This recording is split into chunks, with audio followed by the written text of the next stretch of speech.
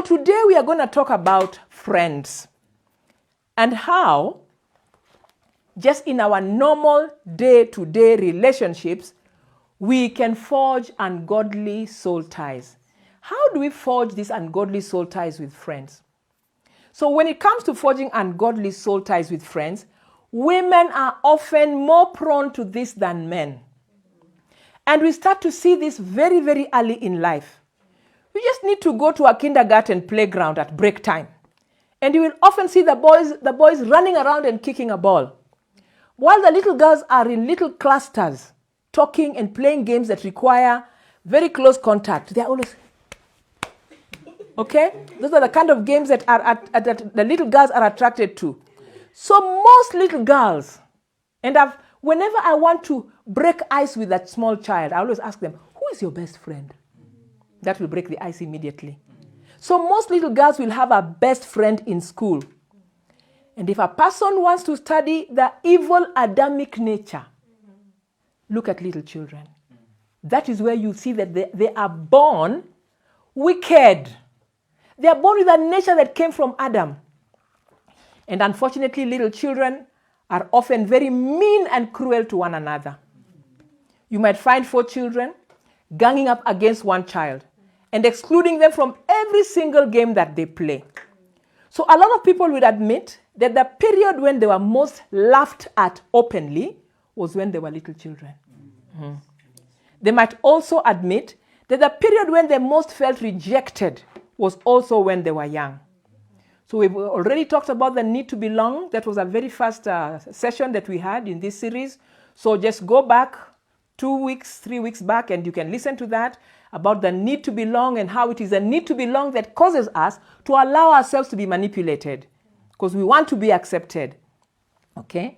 So very early in life, people begin to realize that there is an inner circle from a very, very early age and that everybody longs to be a part of.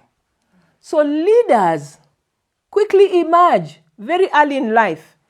And in most cliques of little girls, often there is a girl that is considered the prettiest or coming from the most affluent family because of the way they dress and the car that drops them at school.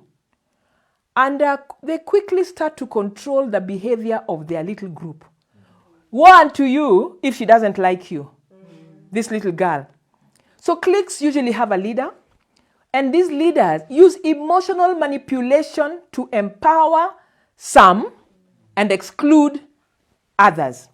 So children who are part of a clique will experience emotional highs and lows as they strive to become or remain members of that group. They are constantly wanting to remain members of that group. And not surprisingly, this is a painful experience even for those who are accepted by the clique, and I will tell you why. I still remember falling out of favor with a girl in my primary school. This is my own testimony. And she was the pack leader. She was the leader of that group. And when I came in, that didn't mean much to me. Okay. Very soon I realized that I needed to know she's a pack leader. So at break time, we often quickly gathered, and as soon as the break bell rang, we would gather around this pushy and very, very noisy girl for her to decide which game we were going to play that day. It was for her to decide. So one time I provoked her by insisting that we play a different game from the one she had chosen. I paid a heavy price. I don't know what time she had to talk to the other members of our clique, but to my utter horror, the next day at break time, when I came and I joined the group, they all fled from me and formed a group away from me. Okay? So thinking that maybe someone had seen a snake, that's why they ran, I also ran and I joined them. And as soon as I joined them, they all quickly ran away again. So I learned very quickly to toe the line and to idolize and obey our pack leader. Can you imagine? And that is happening today. If I wanted to have friends to play with at break time, I needed to toe the line. So there is a note to parents. And the note is that it is important to find out how your child is doing with their relationships at school.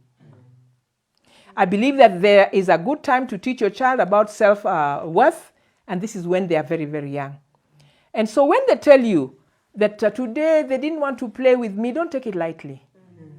Don't take it lightly. It is a chance God is giving you to teach them about self-worth and to teach them about self-esteem and to teach them about how not to form ungodly soul ties with people and how to let them know that they are precious in the eyes of God and that everybody, even in that little team, they are all equal and there is nobody who's more important to them just because they wear better clothes or because their father owns or mother owns a better car.